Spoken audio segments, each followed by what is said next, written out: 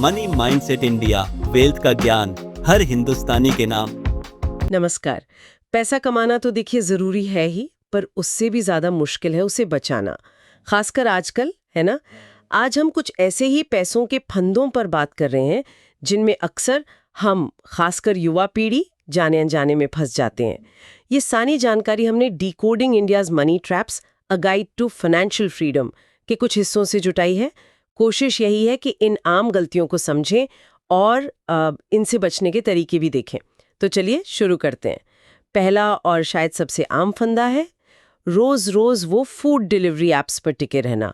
जोमैटो हो या Swiggy, discounts तो अच्छे लगते हैं, पर रोज के 200-300 रुपए, मतलब आप हिसाब लगाइए, महीने के 6,000-7,000, कभी-कभी 9,000 तक। ये छोटी लगने वाली आदत बजट बिगाड़ देती है। तो एक सीधा सा उपाय है, हफ्ते के ज्यादातर दिन घर का खाना खाएं, वीकेंड पर शायद बाहर का सोचें। बिल्कुल। और ये छोटी आदतें ही मतलब मिलके बड़ा अमाउंट बन जाती हैं, पता भी नहीं चलता। इसी से जुड़ा हुआ एक और नया जाल है आजकल, बाय नाउ पे लेटर, मतलब BNPL स्कीम्स। सुनने में तो बड़ा आसान लगता है, अभी खरीद लो पैसे बाद में देना। पर जैसा किताब में भी जिक्र है, ये अक्सर नो कॉस्ट EMI का एक भ्रम होता है। इसमें कई बार छिपी हुई फीस हो सकती है, या अगर पेमेंट लेट हुई तो पेनल्टी का बोझ आ जाता है। ये जो तुरंत चीज पाने की इच्छा है ना, ये असल में पैसे बनाने का तरीका तो बिल्कुल नहीं है।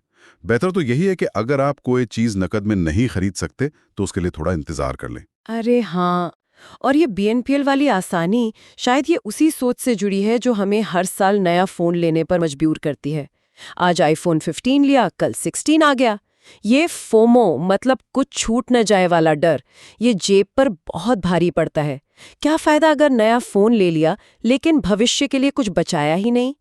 किताब में भी शायद यही सलाह है कि कम से कम 3 साल तो एक फोन ठीक ठाक चल ही जाता है। बिल्कुल सही पॉइंट है ये। और ये सब जुड़ता है क्रेडिट कार्ड के जरूरत से ज्यादा इस्तेमाल से, खास तौर पर सिर्फ मिनिमम अमाउंट ड्यू भरना। ये तो एक बहुत ही खतरनाक जाल है, क्योंकि जो बाकी पैसा बचता है उस पर बैंक सालाना 30% से 40% तक का भारी ब्याज लगा देते हैं, और वो कर्ज बस बढ़ता ही जाता है। समझना होगा कि क्रेडिट कार्ड एक सुविधा है, कोई खिलौना नहीं। इसे सही तरीके से इस्तेमाल करना है तो जी हाँ, हर महीने पूरा बिल भरना ही चाहिए। अच्छा, तो ये सब सुन के ऐसा लग रहा है कि चाहे वो रोज की फूड डिलीवरी हो या BNPL या नया फोन या फिर क्रेडिट कार्ड का गलत इस्तेमाल, इन सब की जड़ कहीं ना कहीं बजट न बनाना ही है। जब तक हमें यही पता नहीं कि पैसा जा कहाँ रहा है, तो उसे रोकेंगे कैसे। शायद एक सिंपल सी एक्सेल शीट या कोई बजटिंग ऐप भी शुरुआत में काफी मदद कर सकती है ना। सही पकड़ा, बिल्कुल। और आजकल एक और चीज से बहुत सावधान रहने की जरूरत है, वो है ऑनलाइन ट्रेडिंग का फोमो, और ये जो नकली फाइनेंस गुरु उगाए हर जगह। किताब भी इस बारे में चेतावनी देती है कि रातों रात अमीर बने या मेरा कोर्स खरीद लो और करोड़पति बन जाओ वाले दावे, ये अक्सर स्कैम ही होते हैं। बिना पूरी जानकारी के सिर्फ सुनी सुनाई बातों पर निवेश करना तो जुआ खेलने जैसा है। हमेशा सेबी रजिस्टर्ड, मतलब सरकार से मान्यता प्राप्त विशेषज्ञों से ही सलाह लेना सबसे सुरक्षित है। और आखिर में एक बहुत जरूरी बात जिसका जिक्र किताब में भी आता है, इमरजेंसी फंड का ना होना।